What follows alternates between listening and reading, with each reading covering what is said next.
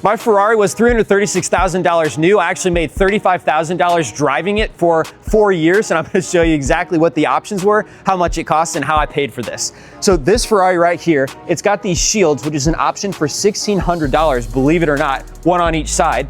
It's got the carbon fiber racing seats, which is a $7,900 upgrade. Now you'd think, oh, those are gonna be uncomfortable. They are fantastic. The reason I picked it out was because they give you an inch more of head clearance. So I have the Spider, it comes down. I knew I was gonna fit better with the carbon racing seats. Now you do forego electric controls. It's on a manual slider, but I much prefer the head space.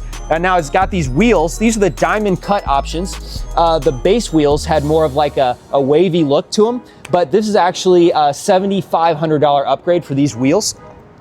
The parking sensors in the front and the back were $2,300. So it'll beep if you pull up close to stuff, which is very helpful. I almost died when I realized this backup camera cost $3,600. It wasn't really a big option back in 2013, but I got it. It had a gas guzzler tax of $2,600, which back in 2013, any car below 22 miles per gallon highway was gonna get a gas guzzler tax. And the worse it was, the bigger the tax was gonna be. So now I've got the red belts, which the original owner picked out, which was $1,000, and the red stitching, which is really nice to go with it, is $480.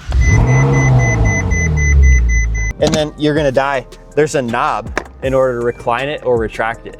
But I love that headspace. So this was all worth it. Didn't mind it at all. It's actually a little bit lighter too, I think, with those racing seats.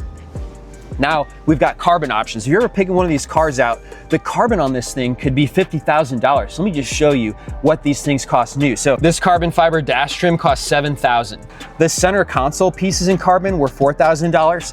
And this wheel, which is fully carbon, these paddles, which were carbon, and this right here, which is also carbon, is over $8,000 of carbon and upgrades. And it's got the LED lights that actually tell you when to shift, kind of like an F1 car if you've seen that.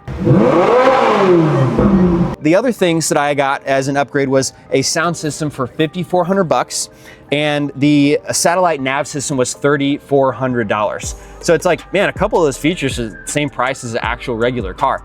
Now it's got these monochromatic mirrors here and on the outside.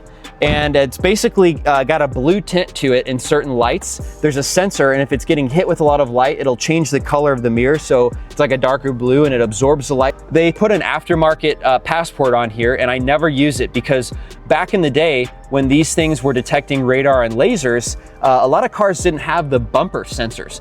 But now that all these modern cars have bumper sensors, it interferes with this radar and laser detector, and it has a million false alarms. It's totally unusable because it's always going off.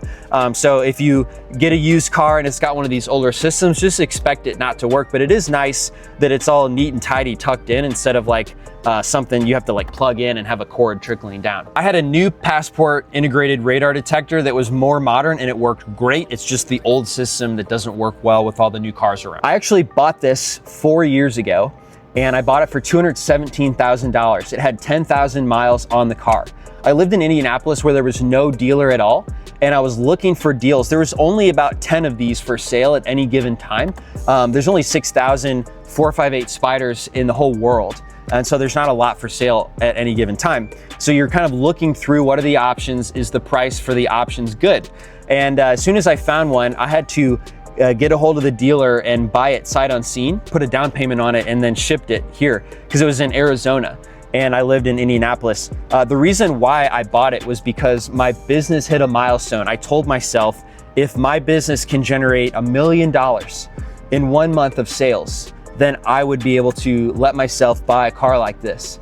And I could have afforded it sooner, but I wanted to hold back to give myself a reward for performing well. And so this car means a lot to me. It means way more than the car itself. Some of the things about the car, you know, they deteriorate, but it doesn't make me want to get rid of it and get a newer car, because this car represents the journey I took as a person to build a business and the discipline that required. So when I started the video, I said I made $35,000 because if you look now, this car has 25,000 total miles on it. So I put 15,000 on it. If you look on Ferrari's website for used 458 Spiders of this year, those go for 250,000 now.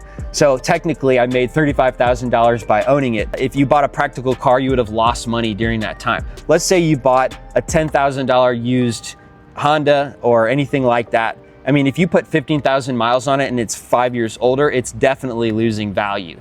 But if you buy something like this, it's so fun and it actually gained value. So a big part of that was I didn't buy it brand new, but I bought it after it had had its initial depreciation occur, which for Ferraris may happen around, 8 to 10 years old is kind of the bottom of the depreciation. Most of it's already happened by that point. I didn't grow up with anything like this. In fact, my parents still live in the 1,200 square foot house that I grew up in, and they've lived in pretty much their whole married lives. I didn't have anyone around me that was racing, certainly didn't have anyone around me whose parents owned a supercar.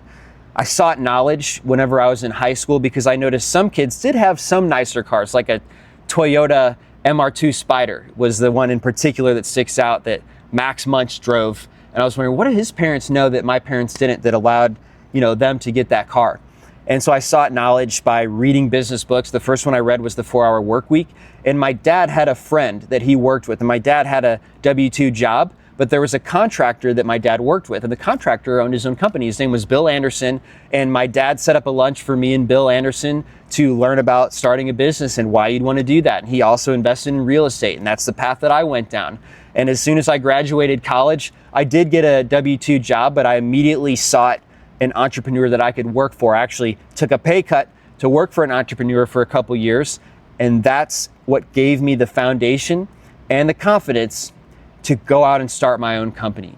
So if you guys want to learn more about how you could start a business to do any of these things, follow my channel. I'll teach you. Man, I love how this thing sounds.